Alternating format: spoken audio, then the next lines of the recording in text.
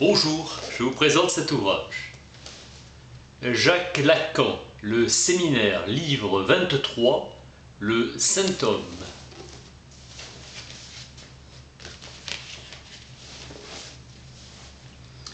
Façon ancienne d'écrire symptôme. Il faut dire que Socrate n'est pas homme, car il accepte de mourir pour que la cité vive. Joyce en bavait sur ce symptôme-là. Jouer de l'équivoque pourrait libérer du symptôme. C'est uniquement par l'équivoque que l'interprétation opère. Il faut qu'il y ait quelque chose dans le signifiant qui résonne. Mort géométrico, cher à Platon. L'individu se présente comme un corps et ce corps a une puissance de captivation.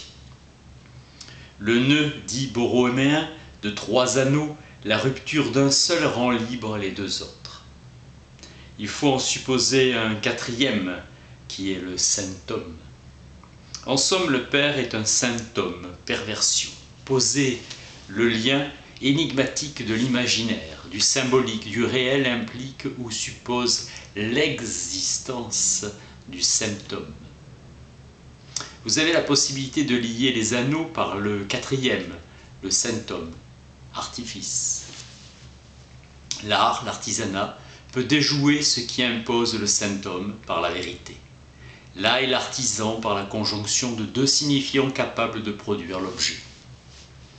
À défaut d'admettre cette vérité principielle, le langage est lié à quelque chose qui dans le réel fait trou. Pour parler comme Chomsky, voyez ce qu'il en est du réel génétique.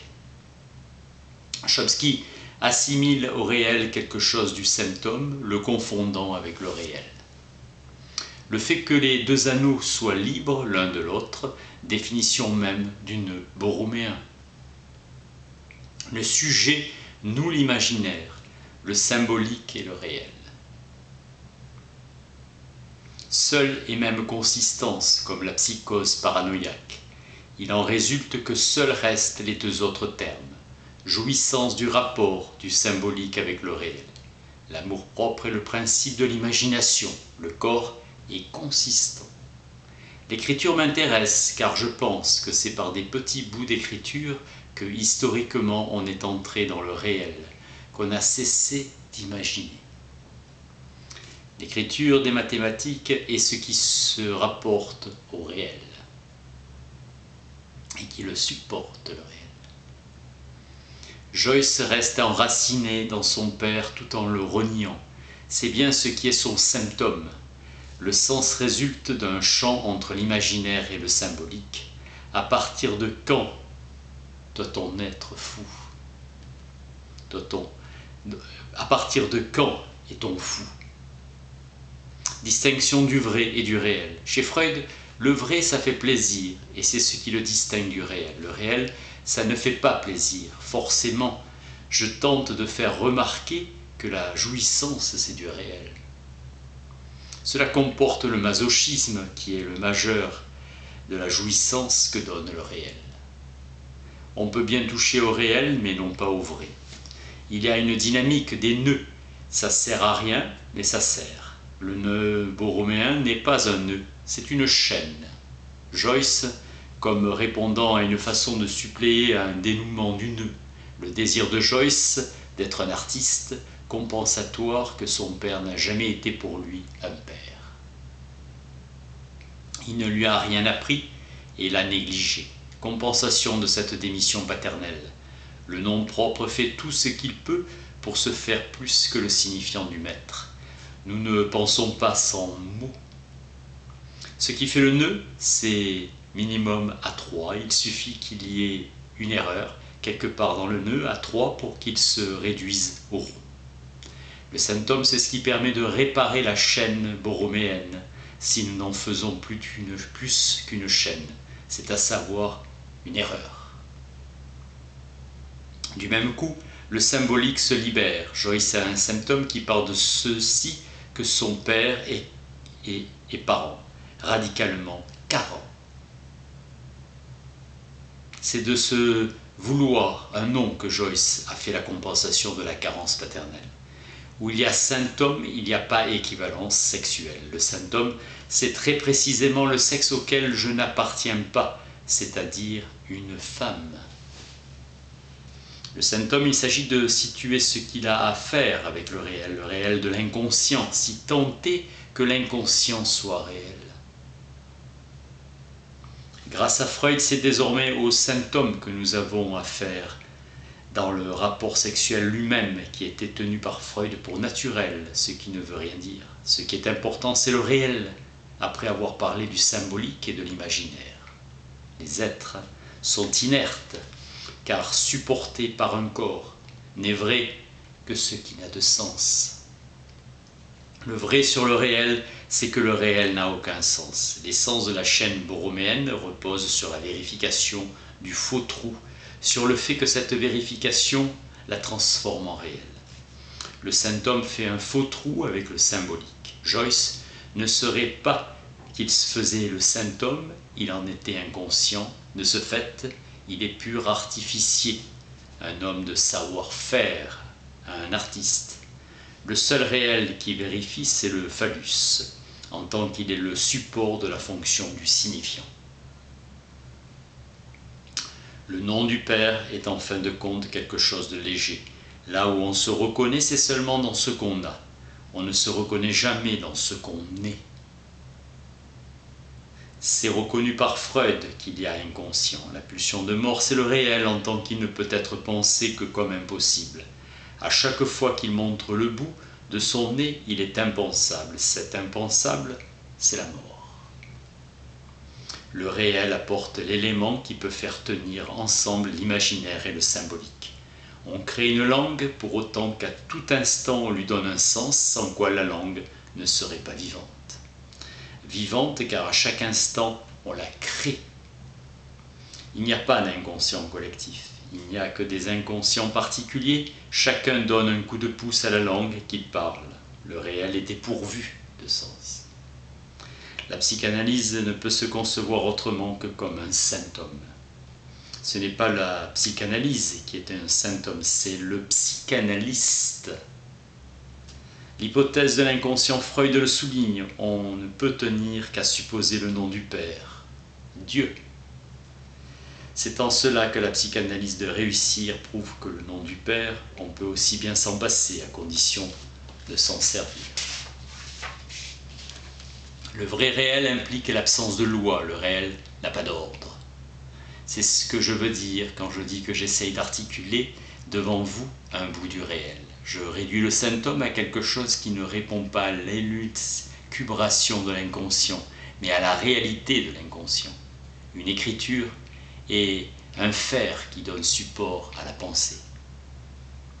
L'ego a rempli une fonction que je ne peux rendre compte par mon mode d'écriture. Une faute ne se produit jamais par hasard. Il y a derrière tout lapsus une finalité signifiante. La psychanalyse n'est pas autre chose que l'image confuse que nous avons de notre corps. Mais cette image n'est pas sans comporter des affects. Chez Joyce, ce qui est frappant, ce sont les métaphores qu'il emploie, à savoir le détachement de quelque chose comme une pelure. Pour un analyste, l'idée de soi comme corps a un poids, c'est ce qu'on appelle l'ego. Si l'ego est dit narcissique, c'est bien qu'à un certain niveau, il y a quelque chose qui supporte le corps comme image. L'ego comme correcteur du rapport manquant, conséquence dans l'erreur, à savoir que l'inconscient est lié au réel. Grâce à la faute, inconscient et réel se nouent. La rupture de l'ego libère le rapport imaginaire, car il est facile d'imaginer que l'imaginaire partira, étant donné que l'inconscient le lui permet incontestablement.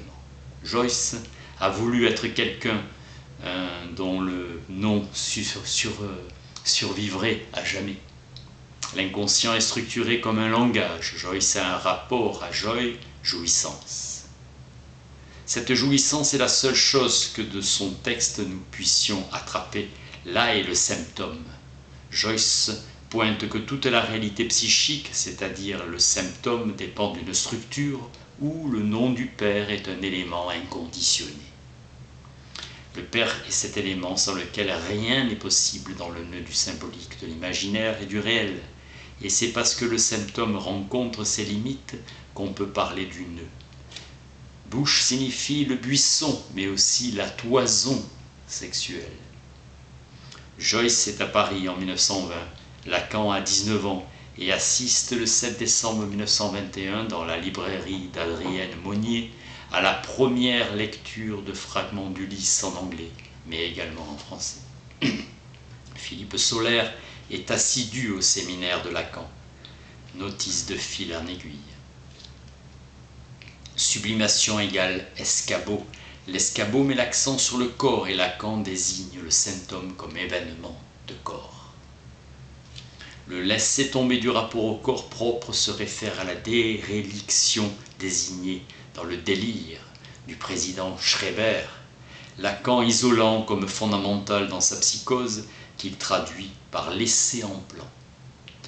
La défenestration mélancolique en est l'illustration clinique la plus saisissante. Le corps est nécessairement de la partie. Pour Hegel, la police a pour tâche de réaliser et de maintenir l'universel qui est contenu dans la particularité de la société civile sous la forme d'un ordre extérieur et de dispositions destinées à protéger et assurer la masse des buts et intérêts particuliers qui ont leur existence stable dans cet universel. L'histoire des nœuds fera certainement une place à Lacan pour son expérimentation acharnée durant plusieurs années. Antiochus IV, Épiphane empêché par le cercle de Popilius de se lancer contre l'Égypte, inaugure la persécution des Juifs. Antiochus tourna toute sa fureur contre les Juifs. L'autorité des Romains l'empêcha et la révolte des Maccabées le contraignit de rapporter ses mesures anti-juives et le temple fut purifié en 164. Épisode toujours remémoré avec joie dans la tradition juive par la fête de Hanouka. La sagesse joycienne est plutôt une folie-sophie, chacun se servant de son symptôme de la singularité de son prétendu handicap psychique, pour le meilleur et pour le pire, sans en aplatir le relief sous un common sense. Si l'analyste est un saint, la question pourrait dès lors se poser de savoir si l'inconscient ne serait pas Dieu. François Reynaud, Dieu est inconscient. S'il était, il ne pourrait affirmer à la différence de Solaire, oui, je le suis. Il ne saurait pas même qu'il existe.